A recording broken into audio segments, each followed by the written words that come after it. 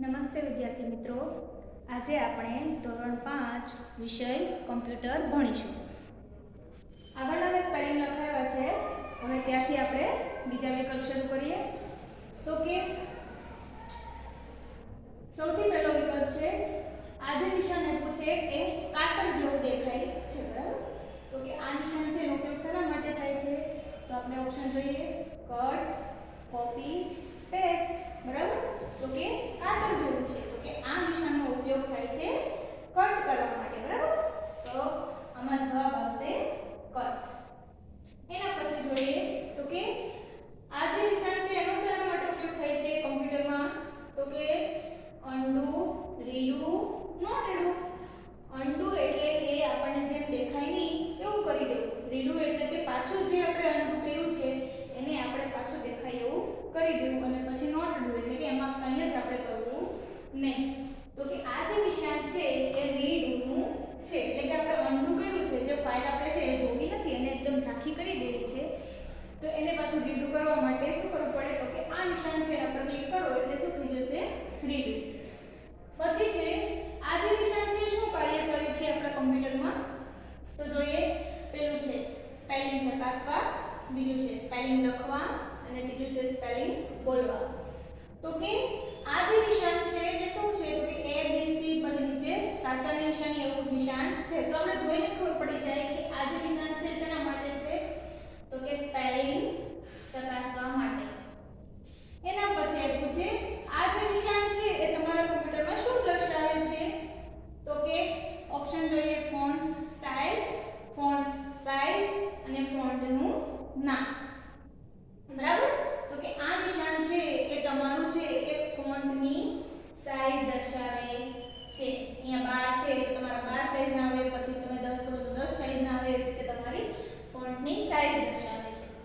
એના પછી છે તો કે જે બી નો શાના માટે આપણે ઉપયોગ કરીએ છીએ? તો કે તમે MS વર્ડ ખોલો છો તેમાં તમને આ બધા જ અલગ બધા તમને છે બોક્સમાં નાના એવા નિશાન આપ્યા હોય.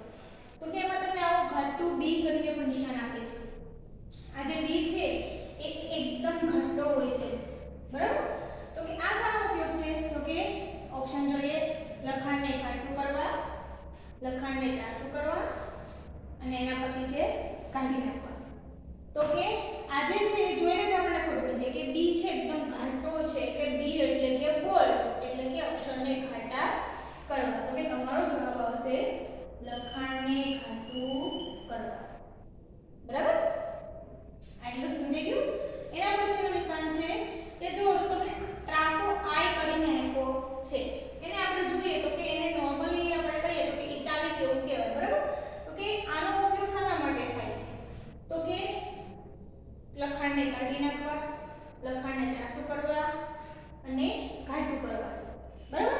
તો કે આવી છે ત્રાસો કરીને આપણે એટલે આપણને આઈડિયા આવી જાય કે લખાણને ત્રાસું કરવા માટે જ આનો ઉપયોગ થાય છે, બરાબર? આ નિશાન છે શેના માટે ઉપયોગ થશે? તો કે લખાણને ત્રાસું કરવા માટે.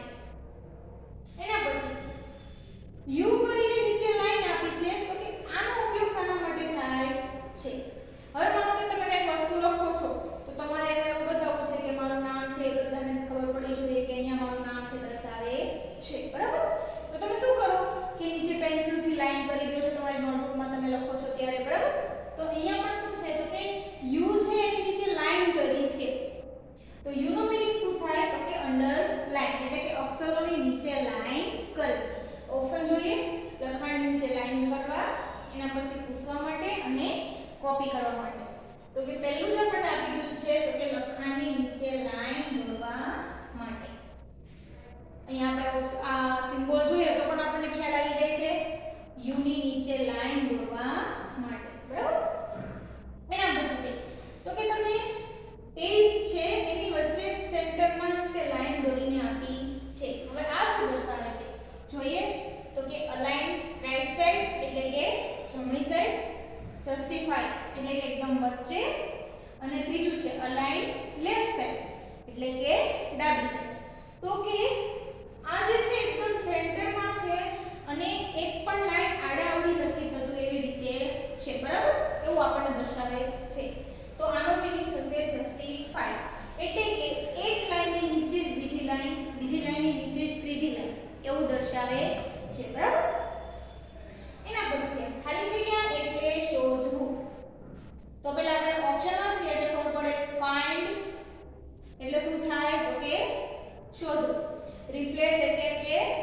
જગ્યા બદલવી અને પેસ્ટ એટલે કે ત્યાં મૂકવું બરાબર તો કે ફાઇન્ડ એટલે શોધવું ફાઇન્ડ નો મીનિંગ શું થાય શોધવું એટલે તમારો જવાબ આવશે ફાઇન્ડ બરાબર આટલું સમજાયું ચાલો અહીંયાથી આપણે આગળ જોઈએ ખાલી જગ્યા એટલે બદલવું ઓપ્શન જોઈએ ફાઇન્ડ મેં શું કીધું તમને શોધવું પેસ્ટ તો કે ત્યાં મૂકવું અને રિપ્લેસ એટલે કે જગ્યા બદલવી તો અહીંયા તમને આપ્યું છે ખાલી જગ્યા એટલે બદલવું તો શું આવશે તમારો જવાબ રિપ્લેસ એના પછી ખાલી જગ્યા એટલે દાખલ કરવું બરાબર જોઈએ ઇન્સર્ટ ઇન્સર્ટ એટલે કે ઉમેરવું પછી છે એડિટ એટલે કે સુધારા વધારા કરવા અને પછી છે વ્યૂ એટલે કે જોવું તો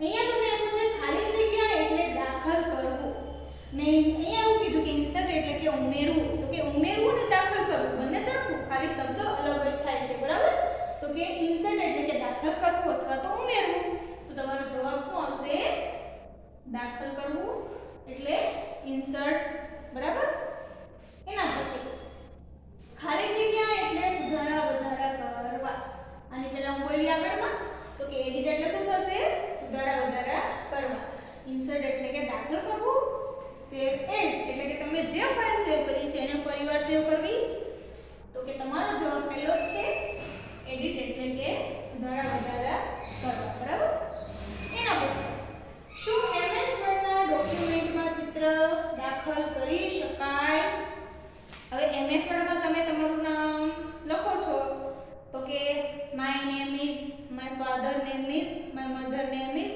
પછી તમારા મમ્મી પપ્પાનું નામ લખો એવી રીતે તમે બનાવો છો મસ્ત એવું પછી તમે એવું વિચારો કે મેં આ મસ્ત એવું મારા વિશે લખ્યું છે એની બાજુમાં જ મારે મારા ફેમિલીનો ફોટો મૂકવો છે તો કે હા તો તમે ત્યાં ફોટો મૂકી શકો બરાબર તો તમને અહીંયા પ્રશ્ન જોવો શું MS વર્ડના ડોક્યુમેન્ટમાં ચિત્ર દાખલ કરી શકાય તો કે હા તમે તમારું જે તમે લખ્યું છે તમારા વિશે એની બાજુમાં તમે તમારો ફોટો મૂકી શકો બરાબર એમાં શું આવશે હા એના પછી કટ વિકલ્પની શોર્ટકટ કી ખાલી જગ્યા છે કટ એટલે કે ત્યાંથી કાઢી નાખવું અહીંયા મેં તમને પહેલા ચિત્ર આપ્યું શેનું આપ્યું છે કાતરનું એટલે કે કટ કરવું બરાબર અહીંયા જે તમને કાતરનું ચિત્ર આપ્યું છે એટલે કે કટ કરવું હવે અહીંયા તમને આપ્યું છે કટ જે છે તમે જે કટ કરો છો એની શોર્ટકટ કી ખાલી જગ્યા છે જોઈએ Ctrl+O Ctrl+X Ctrl+V તો કે એની શોર્ટકટ કી એટલે કે તમે કીબોર્ડમાંથી કંટ્રોલ એની સાથે જ સાથે તમે X છે એ બંને ક્લિક કરો એટલે શું થઈ જશે તમે જે ફાઇલ ઉપર રાખ્યું હોય કર્સર ઈ જે છે એ ફાઇલ એકદમ ઝાંખી થઈ જાય બરાબર હવે એને તમે કંટ્રોલ પ્લસ કરીને X એટલે કે પ્લસની નિશાની નથી દબાવવાની આપણે કંટ્રોલ દબાવીને જોડે જોડે X દબાવવાનું છે એટલે એ જે છે એ તમારી ફાઇલ છે ત્યાંથી એકદમ ઝાંખી થઈ જાય હવે ત્યાંથી લઈને તમે બીજી કોઈ પણ જગ્યાએ ફાઇલ મૂકો છો તો તમારે શું કરવું પડે પેસ્ટ કરવું પડે બરાબર તો કે પેસ્ટ વિકલ્પની શોર્ટકટ કી ખાલી જગ્યા છે તમે અહીંયાથી તમારી ફાઇલ છે કટ કરી કટ કરવા માટે શું કર્યું કંટ્રોલ જોડે જોડે X દબાવ્યો છે બરાબર તમે કીબોર્ડમાંથી દબાવો છો હવે છે પેસ્ટ કરવું છે તો હવે ત્યાંથી તમે ફાઇલને તો કટ કરી લીધી હવે એને પેસ્ટ તો કરવી જ પડે ગમે ત્યાં કોઈ પણ જગ્યાએ ઓકે તો કે એને પેસ્ટ કરવા માટે કંટ્રોલ શોર્ટકટ કી છે Ctrl+V Ctrl+S કે Ctrl+O તો કે એને પેસ્ટ કરવા માટે આપણે જવાબ આવશે Ctrl+V તો કે ત્યાંથી તમે ફાઇલને કટ કરી છે તો તમારે પાછું પેસ્ટ કરવી છે તો કોઈ પણ ફોલ્ડરમાં જાઓ એટલે ત્યાં જઈને તમારે કંઈ સિલેક્ટ કરવાનું થશે નહીં એ ફોલ્ડરમાં જઈને તમારે શું કરવાનું થશે કંટ્રોલ જોડે જોડે V દબાવશો એટલે ત્યાં તમારી ફાઇલ જે કટ કરી હતી એ પેસ્ટ થઈ જશે બરાબર આમાં સમજાય છે જોઈએ ફરીવાર કટ એટલે કે તમારે ફાઇલ છે એ ત્યાંથી લઈને તમારે બીજી જગ્યાએ મૂકવી છે તો કે તમે શોર્ટકટ કી ઉપયોગ કરો Ctrl+X આપણે કંટ્રોલ જોડે પ્લસ દબાવવાનું નથી તો કે ખાલી કંટ્રોલ ને X દબાવશો એટલે એ ફાઇલ ત્યાં એકદમ આખી થઈ જશે. પછી હવે તમે બીજી જગ્યાએ મૂકવા માંગો છો ત્યાંથી શું કરવાનું તમારે પેસ્ટ કરવાનું થાય. તો કે એની પણ શોર્ટકટ કી છે Ctrl+V. તો કે એમાં પણ તમારે પ્લસ દબાવવાનું નથી પણ Ctrl અને જોડે V દબાવવાનો છે. પણ આપણે નોર્મલી નોટબુકમાં કે ઓપ્શનમાં લખીએ તો કેવી રીતે લખાય તો કે Ctrl+V Ctrl+X એવું લખાય. બરાબર.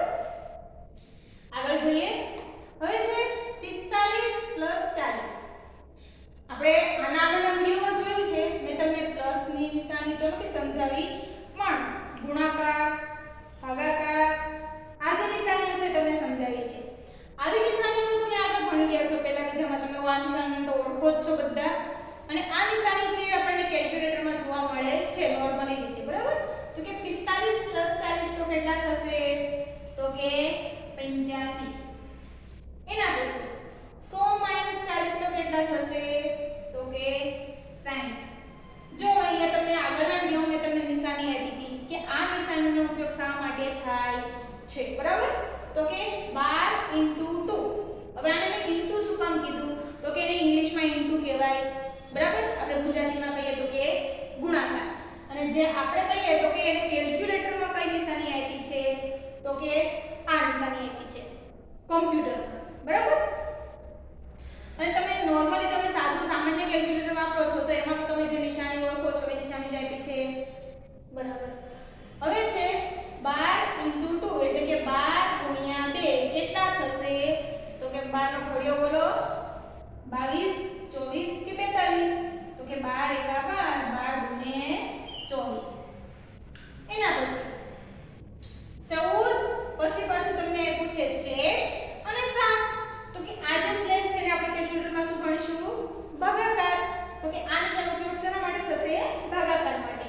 જોઈએ 14 / 7 તો કે 7 ની જે છે ભાગાકાર કરશું તો કે શું શેષ વધશે 2 1 કે 0 તો કે 7 * 2 = 14 એટલે શું જવાબ આવશે 2. આગળ જોઈએ. MS વર્ડ એ ખાલી જગ્યા પ્રોગ્રામનો એક ભાગ છે. તો કે MS ઓફિસ. બરાબર. જે MS તમને અહીં આગળ આવી ગયું છે MS વર્ડ. હવે જે MS ઓફિસ છે તો કે એના નામનું એક ફોલ્ડર છે. એમાં તમે MS વર્ડ છે MS એક્સેસ છે પાવરપોઈન્ટ છે આ જે બધા જ પ્રોગ્રામ છે એ એક જ ફાઇલમાં છે. જે કઈ ફાઇલ છે MS ઓફિસ નામની ફાઇલ છે. એના પછી લખાણને પેજની મધ્યમાં ગોઠવવા માટે શું આવશે જસ્ટિફાઈ કે સેન્ટર. તો કે મધ્યમાં રાખવું છે એકદમ સેન્ટર તો કે શું થાય સેન્ટર. એના પછી ખાલી જગ્યા એના પછી છે જે આ નિશાની છે એટલે ખાલી જગ્યા તો શું આવશે કોપી. બરાબર. ચાલો આપણે અહીંયા સુધી વિકલ્પ જોયા છે. હવે તમારે આ વિકલ્પ છે તમારી બુકમાં લખવાના છે. જ્યારે આપણી એક્ઝામ આવે ત્યારે તમારે વાંચવા માટે આમાંથી જ વાંચવાનું રહેશે. આ જે છે તમારે 100 પેજની બુક મેં તમને આગળના વિડીયોમાં કીધું છે એ છતાં પણ તમને હોમવર્કમાં લખીને પણ આપ્યું છે કે આપણે 100 પેજની બુક બનાવી લેવાની છે જે આખા વર્ષ માટે ઉપયોગ કરી શકીએ. Thank you.